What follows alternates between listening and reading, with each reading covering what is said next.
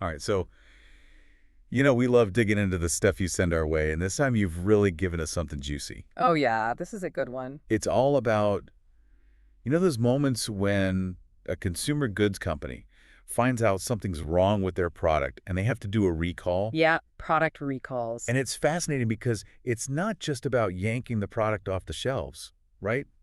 There's a whole public relations dance they have to do. Absolutely, a whole lot more to it than meets the eye.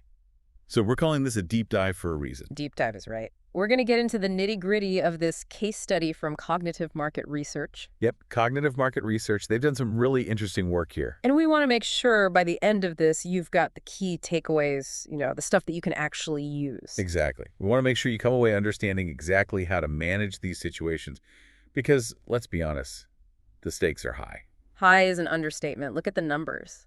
The global consumer goods market was already at what, like $2.8 trillion in 2024. Huge, and it's only getting bigger. Oh, yeah. Projections are saying it'll hit $3.3 trillion by 2031. That's insane. Yeah. That kind of growth tells you everything you need to know about how much a company's reputation matters in this space. It's everything. If you mess up a recall, if you don't handle it just right, the impact can be devastating. Devastating is the word. Okay, so let's break down this challenge then. All right, let's do it. It's pretty clear that dealing with product recalls isn't, as simple as just getting a faulty product off the shelves. No way. It's about so much more than that. You've got this whole web of communication and public relations that has to be carefully managed. You said it. And this case study, this client, they were really struggling with how to truly use market research in their crisis management strategies. And that makes sense, right? Yeah. You could have a plan, but if that plan isn't based on a solid understanding of what the market's doing, what consumers are thinking, It's basically useless. You're flying blind. which brings us to what this client really wanted, right? They wanted to be able to predict these problems before they even happened. Proactive, that's the key word here. Exactly. They wanted to use market research to identify potential recall scenarios before they blew up into a full-blown crisis. Smart thinking, because if you can spot these things early, you have so much more control over the situation. And I imagine that requires really understanding how consumers see their brand and their products. Oh, absolutely. Yeah. They need to know what's hot in the market, what the trends are, what's working for their competitors, and what's not. Because otherwise it's like wandering around in a maze with no map. You're going to hit a wall eventually. Ah, And the case study really emphasizes how crucial it is for companies to take a good, hard look at their crisis plans. like spot the weak spots, right? Exactly. Find those vulnerabilities and then use the data from market research to fix them before they become a problem. So they're basically using data as an early warning system. Exactly. And that means really digging into consumer behavior. Yeah. Like how people are actually using the product. Yeah. Are there common complaints? Are people using it in ways they shouldn't be? That kind of thing. Yeah. And they also need to look back at past recalls, right? For sure. Both their own and their competitors. You got to learn from those mistakes. Yeah, because you can bet everyone else is watching how you handle things. Absolutely. And they need to understand what all the stakeholders expect. Who are we talking about here when we say stakeholders? Everyone who's got a vested interest, customers obviously, but also investors, regulatory bodies, the media, you name it. So how did cognitive market research step in and help this client out? What was their solution? They had a really cool method, a very structured approach based on what they call cognitive market research. Cognitive market research. Yeah. I like the sound of that. Yeah, it's all about using data and insights to make smart decisions. And their first step was to go out and gather as much data as they could. On what exactly? On everything. How consumers saw the brand, what the big trends were in the market, and crucially, any past recall situations, both for the client and across the whole industry. So they were looking at the big picture, not just focusing on this one company. Exactly. And they were using some really specific sources of data, too. Yeah. Well, for starters, they looked at industry benchmarks. So they were comparing this client to other companies that had faced similar challenges. Yep. Seeing what worked for them, what didn't work. Makes sense. Yeah. And then they also tapped into social media. Oh, yeah. Social media is a gold mine for understanding what people are saying about a brand. It's like real-time feedback, isn't it? Exactly. And they didn't just look at, how many times the brand was mentioned. They did sentiment analysis. Sentiment analysis. Yeah. So they were trying to figure out the emotion behind the words. Precisely. Were people angry? Were they scared? Were they confused? And that tells you a lot more than just, whether people are talking about you or not, Absolutely. And then on top of that, they also dug into direct feedback from consumers. like surveys, complaints, that kind of thing. Exactly. They wanted to get a really well-rounded view of how people felt about the company and its products. Sounds thorough. Right. And all of this was to figure out how similar situations had played out in the past. Right, to see what kind of impact those events had on consumer confidence. And did it work? Did all this data-driven stuff actually make a difference? It really did. They saw some pretty significant improvements. Like what? Well, for one thing, there was a noticeable drop in negative press coverage about the client. How much of a drop are we talking? About 20%, which is huge. That's massive. Oh. And what about consumer confidence? Did that improve too?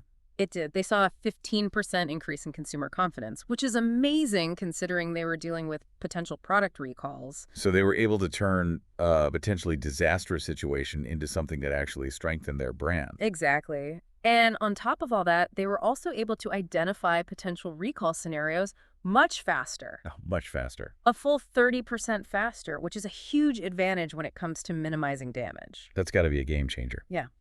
Okay, so they've gathered all this data. They've got a better understanding of the landscape. Mhm. How do they actually use this information? What were the specific methods they employed? A big part of it was building different crisis scenarios. Crisis scenarios. Like war games. Exactly. They simulated a bunch of different potential recall situations. Ranging from what? Like small stuff to major issues. Exactly. Everything from, a minor defect that might be a little annoying to a serious safety concern that could have really bad consequences. So they were basically stress testing their systems. Exactly. And these simulations weren't just, hypothetical thought experiments. They were very practical exercises. So they were trying to pinpoint the weaknesses in the client's existing crisis plan. Right, to see where the cracks were, where things could fall apart under pressure. And they were also trying to figure out which responses would be most effective in each situation. Exactly. Different problems require different solutions. And based on all this scenario planning, they then developed tailored communication strategies. So they weren't just going to use the same old playbook every time. No way. This is all about customization. They created a framework that was specific to each potential crisis. So what did this framework actually lay out? It outlined the key messages they needed to communicate the best channels, to reach different groups of people, and how to engage with all the stakeholders. Like we talked about before. The customers, the investors, the media, everyone. Everyone. And they didn't just hand over this framework and say, good luck. They also did training workshops for the client's crisis management team. That makes sense. You can have the best plan in the world, but if your team doesn't know how to use it. It's worthless. Exactly. These workshops were all about showing them how to put the framework into action in a real crisis. So how to communicate clearly, how to deal with concerned customers, how to handle the media. Yep, all of that. And the final piece of the puzzle was a continuous monitoring system.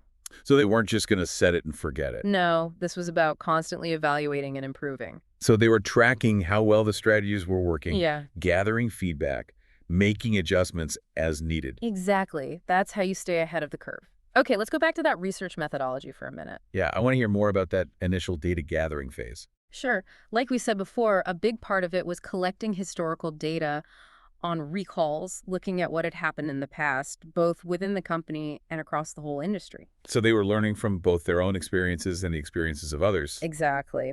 And then they also put a lot of emphasis on getting feedback directly from consumers. Through surveys and focus groups. Yep, and of course, social media analytics. Social media again? Oh, yeah. It's indispensable these days. It gives you such a direct line to what people are thinking and feeling. And they were looking beyond just the number of mentions, right? Oh, yeah. Remember sentiment analysis? They're Yeah. trying to understand the emotions behind the words. So they were really trying to get inside the heads of their customers. Exactly. And then beyond that, they did a deep dive into industry benchmarks and market trends. So they were trying to figure out what the best practices were, what was working for other companies. Exactly. And then they compared the client's current practices to those industry leaders To see where they were falling short.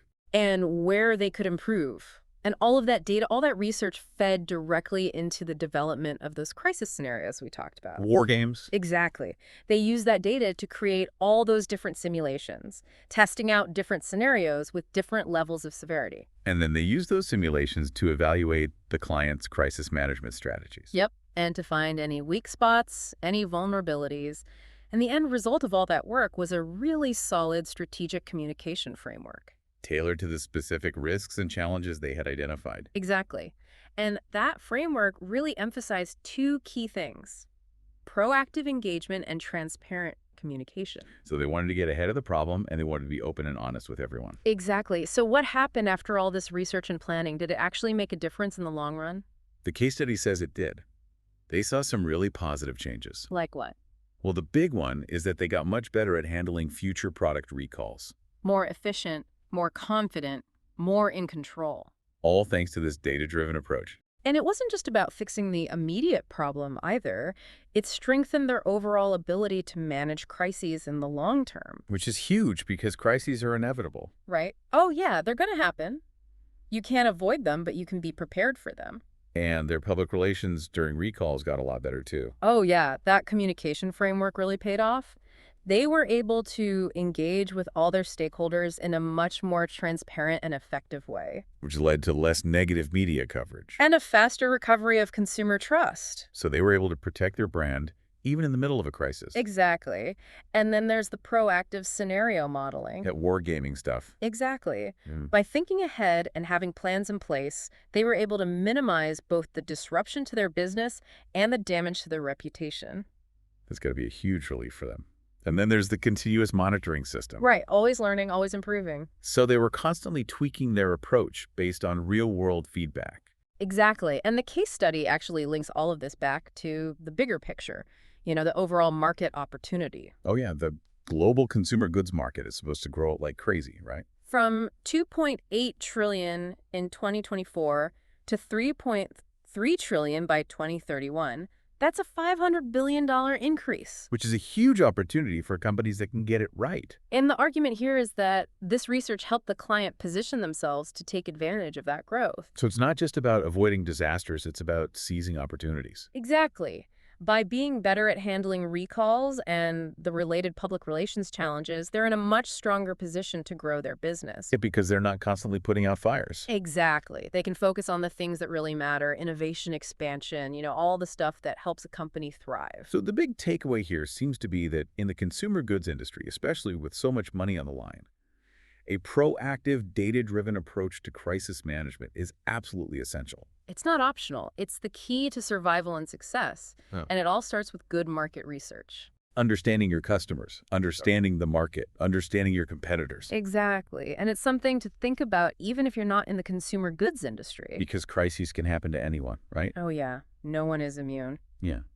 And the principles we've been talking about today, the importance of data planning, transparency, those apply to everyone. It makes you think about how to find that balance between sticking to the plan and being flexible when the unexpected happens. That's a great point, because in the middle of a crisis, things can change so fast. And you have to be able to adapt on the fly. While still keeping your cool and sticking to your core values. It's a tough balancing act. And then there's social media, Oh, yeah. That's a whole other beast. because it can be such a valuable tool for communication, Yeah. but it can also amplify negative sentiments so quickly. It's a double-edged sword, for sure. Yeah. And figuring out how to navigate that landscape during a crisis is a challenge. But it's a challenge that companies have to face, Because social media isn't going anywhere. and neither are crises. So it's all about being prepared. Some really great insights here. Thanks so much for taking this deep dive with me. It's been my pleasure. Really appreciate it. Anytime. And for everyone listening, thanks for joining us on the deep dive. See you next time.